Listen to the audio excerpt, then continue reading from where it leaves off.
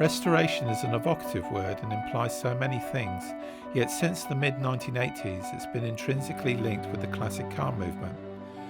God always talks to us in a language that we understand, and due to my passion for old machinery, God often talks to me through vintage cars and motorbikes.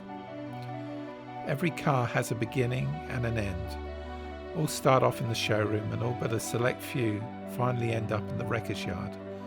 All except those fortunate to undergo restoration.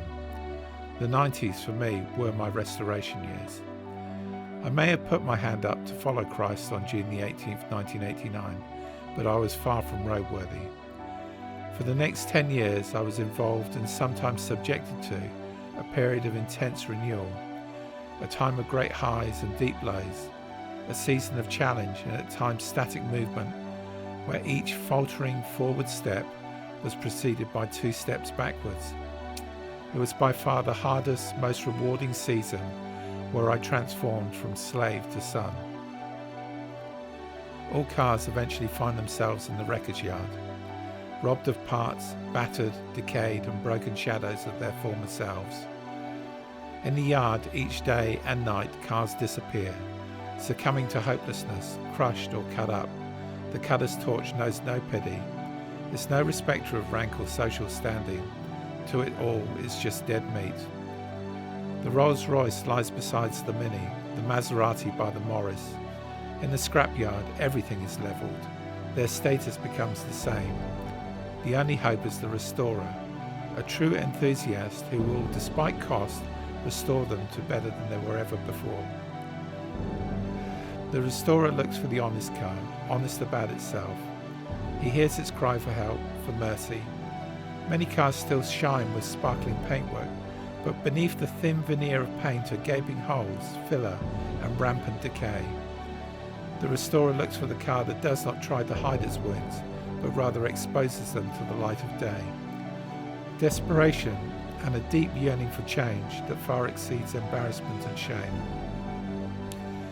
For a price far more than it's worth, the restorer purchases back the car. It cost him everything to buy this unique example, but such is his love. Wheeled away to the workshop, the restoration begins immediately. Everything broken is removed, and the car wheeled over the pit for a visual inspection. Cutting begins in earnest. The chassis, the very frame of the car that has kept it together all these years, is cut away. The only way to deal with decay is to cut right back into living flesh, a painful and unnerving experience.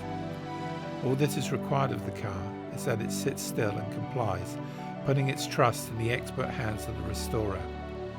The car may well feel insecure at this time, as if it will fall apart, but what it fails to see are the jigs and many supports that the restorer has put in place at this time. Slowly, decay is replaced with strong new metal, as pure white light cuts and fuses newness to the pruned branch. Bit by bit the foundation is laid, the cornerstone upon which everything else will be built. Over time, a great trust develops between the car and the restorer. The restorer looks past beyond the faded paint, dents and broken parts, following a vision he has for the finished product.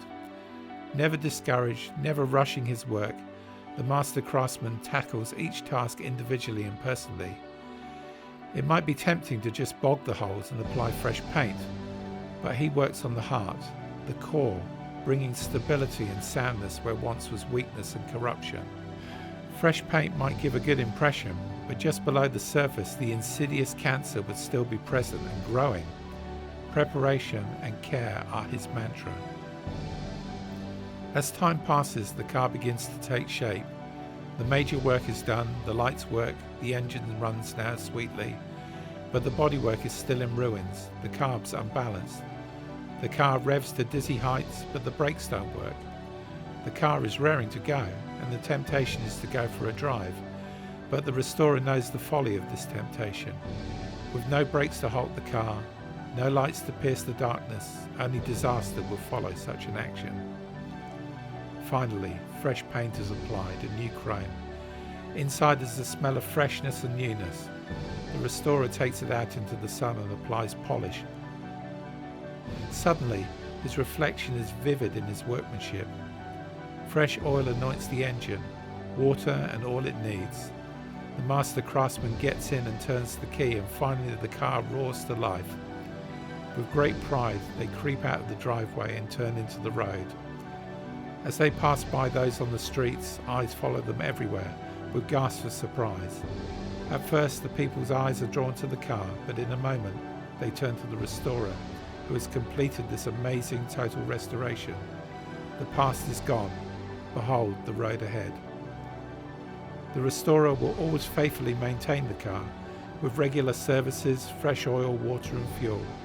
Wherever it goes, it will always be a testimony to others of his care, power and skill. The picture you see is of a car found in a barn in France. It is a unique 1949 type at Largo. This ruin sold for £1.8 million.